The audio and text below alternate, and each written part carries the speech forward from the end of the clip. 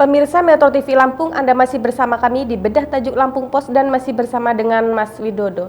Mas Widodo, apa tingkat kerawanan dan penyelewengan yang harus diawasi oleh panitia ad hoc ini, Mas Widodo? Ya, dalam rekrutmen ya, terutama ada dua tahap kerawanan ya, panitia ad hoc ini. Yang pertama dalam tahap rekrutmen. Dalam tahap rekrutmen itu kita harus berhati-hati, terutama penyelenggara, termasuk keterlibatan masyarakat juga. Kalau kira-kira itu anggota parpol, ya wajib dilaporkan itu secara otomatis, itu menjadi tugas bersama masyarakat, dilaporkan ke penyelenggara rekrutmen, karena banyak juga kebobolan.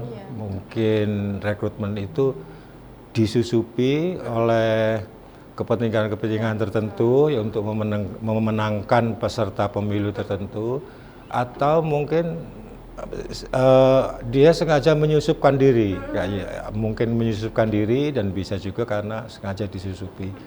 Karena namanya kompetisi politik ini kan pasti ada salah satu, tidak semua ya, salah satu yang ingin memaksakan diri untuk menang gitu, dengan cara-cara yang tentu saja tidak baik. Itu yang harus dipantau bersama, dan masyarakat juga harus ikut memantau. Yang kedua, yang pertama tahap rekrutmen, yang kedua tahap pelaksanaan. Pelaksanaan itu yaitu pada waktu hari H, pada umumnya pada hari H ya. Bahkan ini kalau pelaksanaan ini pun kalau mau ditarik ke sini ke awal, itu dari Pantarlih itu juga sangat berpotensi untuk melakukan pelanggaran. Misalnya dia tahu bahwa kelompok ini adalah orang-orang tertentu dari partai tertentu, kemudian tidak didaftarkan, dan itu dari Pantarlih ya. Kemudian pada waktu hari H pencoblosan itu rawan juga terjadi penggelembungan suara, rawan juga terjadi penggembosan suara kepada partai-partai atau peserta pemilu yang tidak disukai. Apalagi ini sekarang ini kan nanti berbarengan ya, pemilu legislatif dan pemilu presiden, dan tidak semua parpol atau tim capres itu punya saksi di TPS, karena kan sudah dijelaskan tadi, saksi TPS aja 27.205 di Lampung. Kalau tidak semua partai itu bisa menempatkan saksi di TPS tersebut, karena memang mahal ya. Namanya penyelenggaraan pemilu, peserta pemilu itu harus mengeluarkan ongkos politik yang mahal, termasuk membiayai saksi. Tidak semua parpol memiliki kemampuan keuangan yang sama.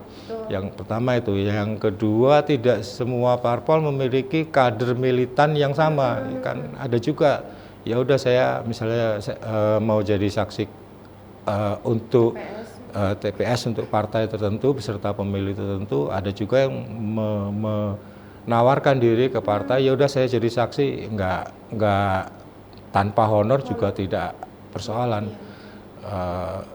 Yang penting saya menyampaikan hasil pemilu di TPS saya secara jujur, untuk kepentingan partai kita, misalnya begitu misalnya. Tapi kan tidak semua orang juga seperti itu. Sementara biaya saksi partai ini kan tidak ditanggung oleh pemerintah, tetapi ditanggung oleh masing-masing partai politik. Itu dari tahap pelaksanaan ya. Nah, yang dikhawatirkan ketika ada peserta pemilu atau pilpres itu yang tidak menempatkan saksi di TPS, mereka akan dimainkan jumlah suara ini, jual beli suara atau kanibalisme suara ya istilahnya. Misalnya ada partai ini mendapat sekian suara tetapi tidak ada saksinya, mungkin bisa dirunding di situ. Mau kita apain nih suara partai ini, nggak ada saksinya, udah dialihkan ke sini aja misalnya. Tapi berapa harganya, sekian, dan itu bukan suatu hal yang tidak mungkin. Itu juga sudah pernah terjadi pada pemilu-pemilu sebelumnya, ketika partai atau peserta pemilu tidak memiliki saksi di TPS. Memiliki saksi pun di TPS kemudian harus ada sampai ke KPPS, ke desa, sampai ke desa, sampai ke kecamatan. Semua suara ini harus, jumlah suara ini harus dikawal. Kalau enggak, kalau tidak dikawal, ini rawan terjadi, yaitu jual beli suara. Itu pernah terjadi itu, dan makanya itulah diperlukan panitia ad hoc yang benar-benar dia jujur, punya integritas, anti suap, objektif dan independen. Jadi yang agak sulit ini kan yang mencari yang anti suap ini. Iya, betul. Kalau sudah disodori dengan uang atau apa, biasanya dia tergiur dengan itu dan melupakan tugas utamanya sebagai panitia ad hoc. Penyelenggaranya, betul. Mas Wid, jika terjadi penyelewengan seperti yang dijelaskan Mas Wid tadi, solusi apa Mas yang harus dilakukan baik pengawas maupun Bawaslu dan semua pihak terkait, Mas? Ya, yang pertama dari rekrutmen harus diperketat, dan yang kedua dari KPU dan Bawaslu provinsi, kabupaten, kota itu juga harus ikut memantau. Kalau memang ada pelanggaran serius, bisa diberi sanksi, apa itu sanksi administratif atau mungkin bahkan sanksi pidana kalau memang ada terbukti tindak pidana di situ, ada unsur pidananya, sanksi pidana. Nah, tidak ada persoalan orang mereka mengkhianati suara rakyat, memang terbukti ya. Nah, itulah pentingnya juga pengawasan dari pihak KPU kabupaten, kota dan provinsi, dan Bawaslu kabupaten, kota dan provinsi. Mas Wid, kita jeda sejenak.